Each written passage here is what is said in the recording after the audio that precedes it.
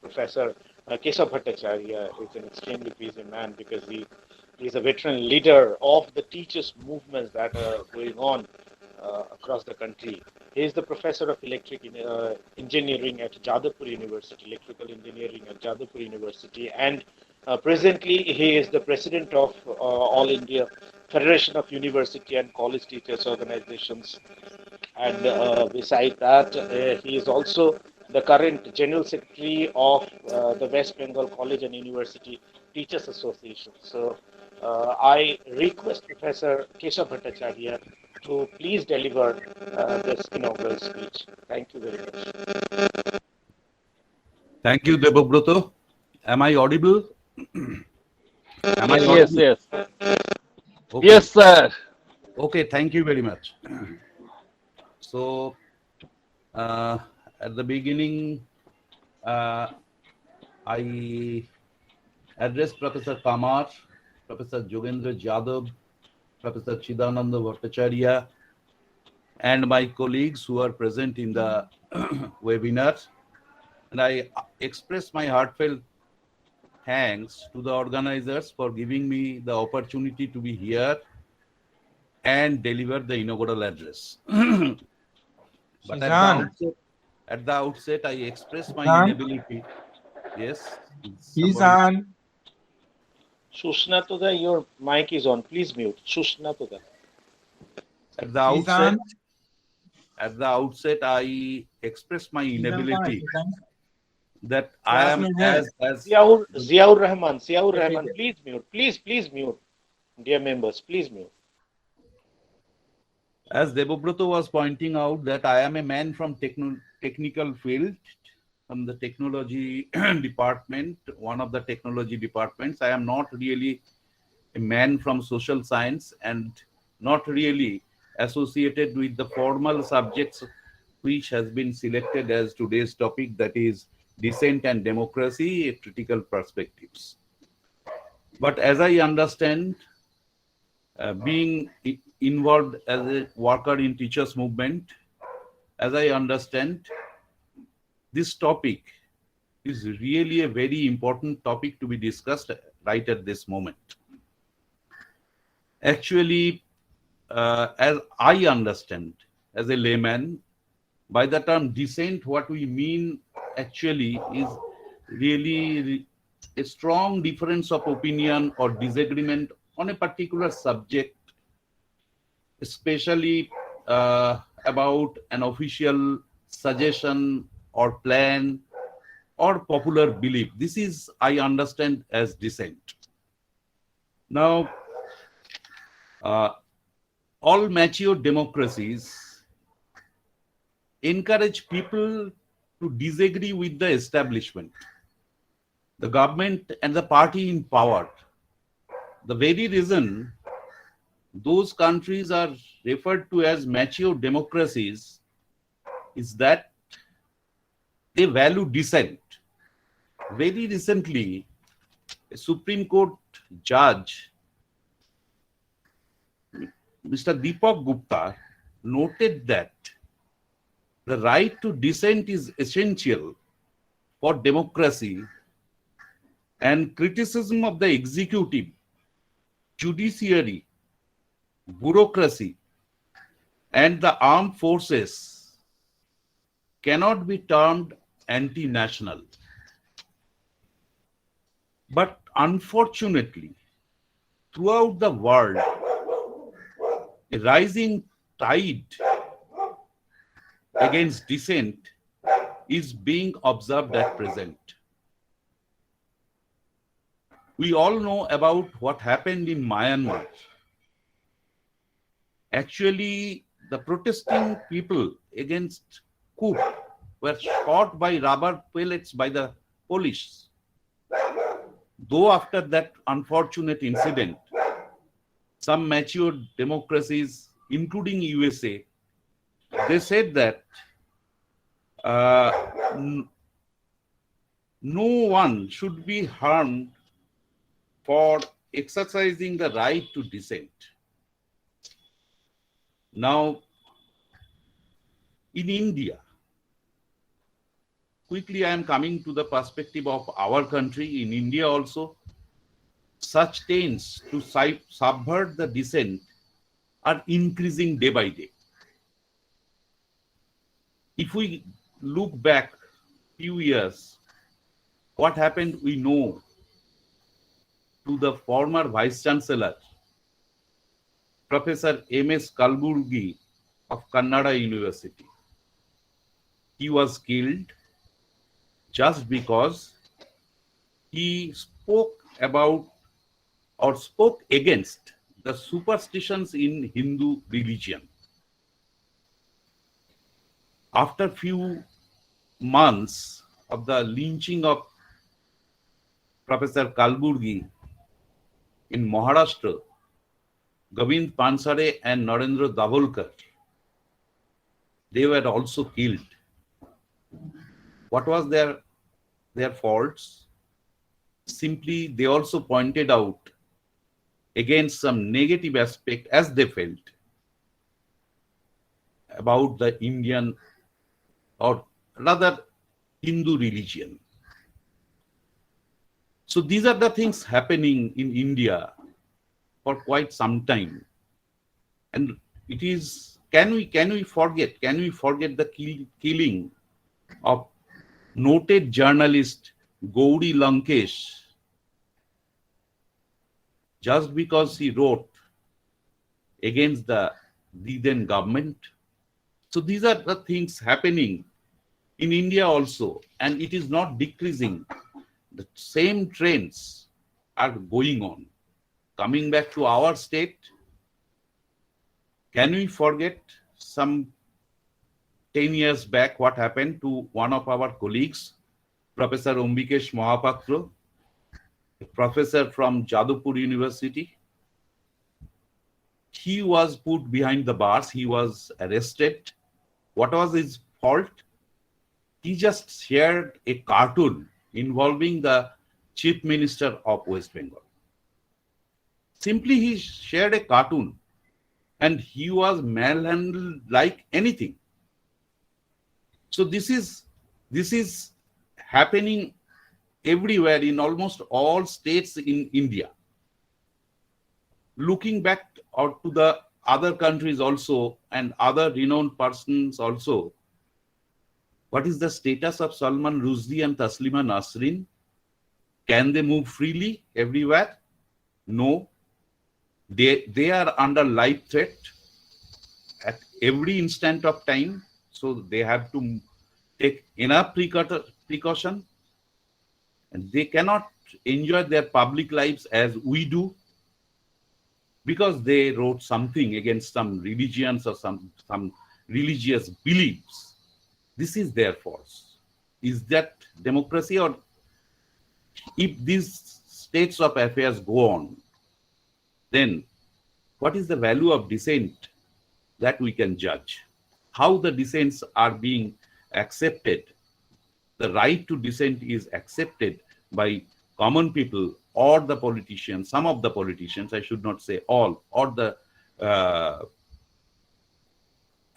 priests and other saints and other religious persons. That is quite obvious. Now again, recently what happened? We saw that people were protesting in connection with NRC and CAA. And what happened after that in Delhi, that we all know. How the protesting people were handled, that needs no explanation. It is known to all of us. Similarly, very recently, not only the protesting farmers, but also their supporters, including comedians and journalists, were charged with sedition. This is how we value the dissent in our country. And also intolerance. Intolerance has reached to the extent that protesting farmers taking part in a rally were run over by the son of a central minister. This most unfortunate incident happened few months or 1 month back in our country. This is the state of affairs going on in India, and this is how we are giving or we value dissent in our country at present. Coming back to the education sector, same scenario persists. Very recently, earlier it was a practice that when some new policy and other things are framed, the teachers and the teachers organizations, they are they were consulted, and their suggestions were normally sought for and considered. But this time, you all know that new education policy 2020 has been accepted even without the discussion in parliament. This is how we believe in democracy. And now it is being implemented without considering any suggestions from any teachers organizations who can say something different. There may be some teachers organizations who actually think in the same line as that of the government, present central government. Their suggestions may be considered. Their suggestions, I am sure their suggestions were sought for, and they gave their suggestions. And we, though of our own, gave our suggestions, that no suggestion, not a single suggestion was accommodated. Neither it was accommodated nor it was considered. And also in education sectors, very renowned historian and educationist Professor Ram Guha in Bangalore were arrested, such a veteran senior historian, while he protested against some changes in history syllabus and some other incidents. He was put behind jail. He was put in jail. He was arrested. Not only this, can we forget the incident of Kanhaiya Kumar? How he was harassed, for how many days he was in jail.